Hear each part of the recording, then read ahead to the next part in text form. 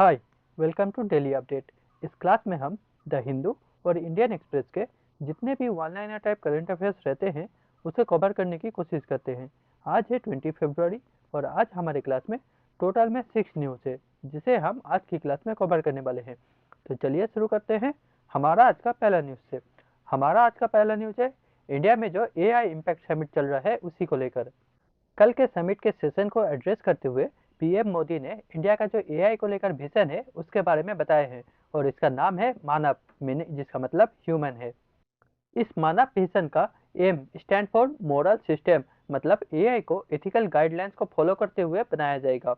Second, A for accountable governance, मतलब AI के क्षेत्र में जो गवर्नेंस किया जाएगा उसे ट्रांसपेरेंट रखा जाएगा।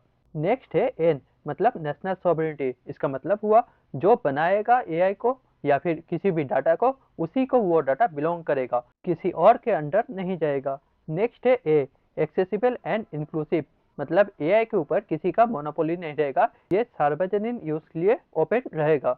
नेक्स्ट और लास्ट में है भी, वैलिड एंड लेजिटिमेट, मतलब एआई मस्ट बी लॉफुल और वेरीफाइबल, मतलब एआई को वेरीफाई किया जा सकता है और ये लॉ बाइंडिंग रहेगा। आगे बढ़ते हैं सेकंड न्यूज पे। सेकंड न्यूज है इंडिया और यूएसए को लेकर। यूएसए ने एक इनिशिएटिव लॉन्च किया है जिसका नाम है पैक्स सिलिका डिक्लेरेशन और इसमें इंडिया को भी इनवाइट किया है।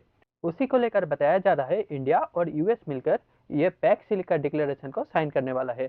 ये इनिशिएटिव यूएस के द्वारा स्टार्ट किया गया है और इसे स्टार्ट किया गया है सिलिकॉन सप्लाई चेन को मेंटेन रखने के लिए।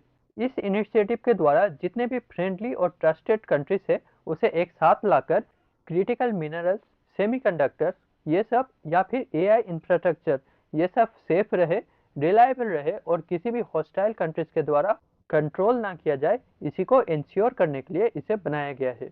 इंडिया के साथ साथ जापान, रिपब्लिक ऑफ कोरिया मतलब south Korea, Singapore, Netherland, UK, Israel, UAE और ऑस्ट्रेलिया भी इस डिक्लेरेशन का सिग्नेटरी है। यहाँ पर जो दिया हुआ है ये फर्स्ट न्यूज़ का ही पार्ट है।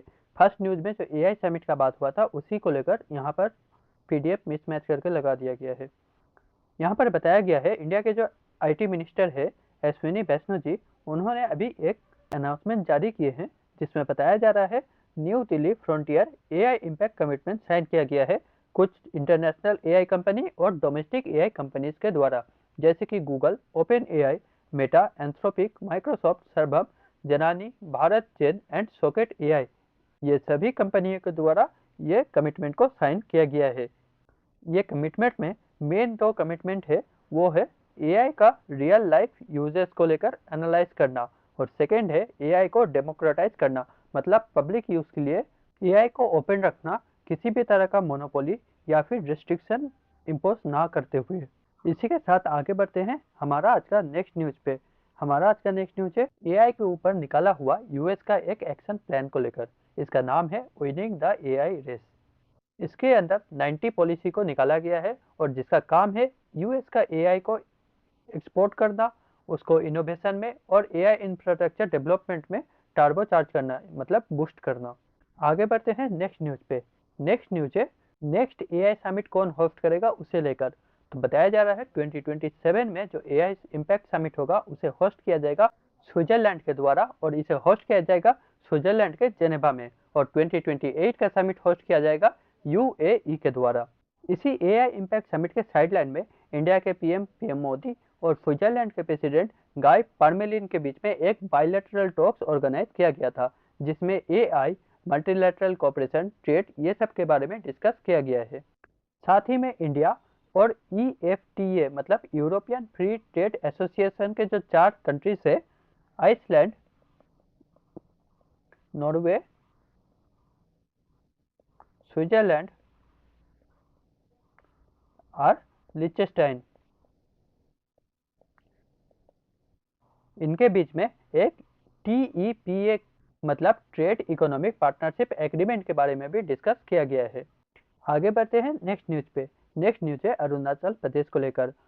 हर साल 20 फरवरी को अरुणाचल प्रदेश अपना स्टेटहुड डे सेलिब्रेट करता है और इस साल ये 40th स्टेटहुड डे सेलिब्रेट कर रहा है।